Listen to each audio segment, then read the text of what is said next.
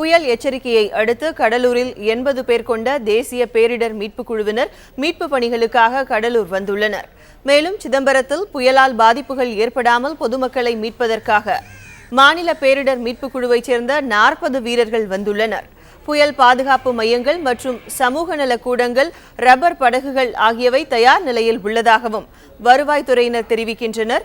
மேலும் மழை காரணமாக ஏற்படும் தொற்று நோய்களை தடுக்க சிறப்பு மருத்துவ முகாம் ஏற்பாடு செய்யப்பட்டுள்ளது. புதுக்கோட்டை, அறந்தாங்கி, ஜெகதாப்பட்டினம் உள்ளிட்ட பகுதிகளில் காவல்துறையினர் மற்றும் தீயணைப்புத் துறையினர் ஆகியோர் முன்னெச்சரிக்கை நடவடிக்கைகளில் ஈடுபட்டு வருகின்றனர். வெள்ளம் ஏற்படாமல் மக்களை காப்பாற்றுவதற்காக ரப்பர் படகுகள், கயிறுகள், தீயணைப்பு வீரர்களுக்கான உயிர்காக்கும் உடைகள் ஆகியவை தயார் நிலையில் வைக்கப்பட்டுள்ளன. நாகை மாவட்டத்தில் முன்னெச்சரிக்கை நடவடிக்கைகளுக்காக அரக்கோணத்திலிருந்து தேசிய பேரிடர் மீட்பு படையினர் வந்து சேர்ந்தனர்.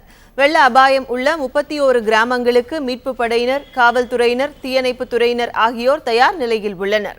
நடா புயல் வேதாரண்யத்தில் கரையை கடப்பதால் பொதுமக்களுக்கு பாதிப்பு ஏற்படாமல் மீட்புக் குழுவினர் மக்களை மீட்பதற்காக தயார் நிலையில் உள்ளனர் என வருவாய்த்துறையினர் தெரிவிக்கின்றனர். புதுச்சேரியில் புயலை எதிர்கொள்ள அரக்கோணத்திலிருந்து 78 பேர் கொண்ட தேசிய பேரிடர் மீட்புக் குழுவினர் வந்தனர். இவர்களில் 39 பேர் புதுச்சேரியிலும் மற்ற 39 பேர் காரைக்காலுக்கும் அவசர உதவிக்காக அனுப்பி வைக்கப்பட உள்ளனர். மேலும் பேரிடர் மீட்புக் குழுவினர் மற்றும் அரசு துறை அதிகாரிகளுடன் வருவாய்த்துறை அமைச்சர் ஷாஜஹான் ஆலோசனை மேற்கொண்டார். இதில் பேரிடர் மீட்புக் குழுவினர் செய்ய வேண்டிய பணிகள் குறித்து ஆலோசிக்கப்பட்டது. மேலும் கனமழையால் ஏற்படும் நஷ்டத்தை ஈடு செய்ய 50 லட்சம் ரூபாய் தேவைப்படும் என அரசிடம் கோரியுள்ளதாகவும் அமைச்சர் ஷாஜஹான் தெரிவித்தார்.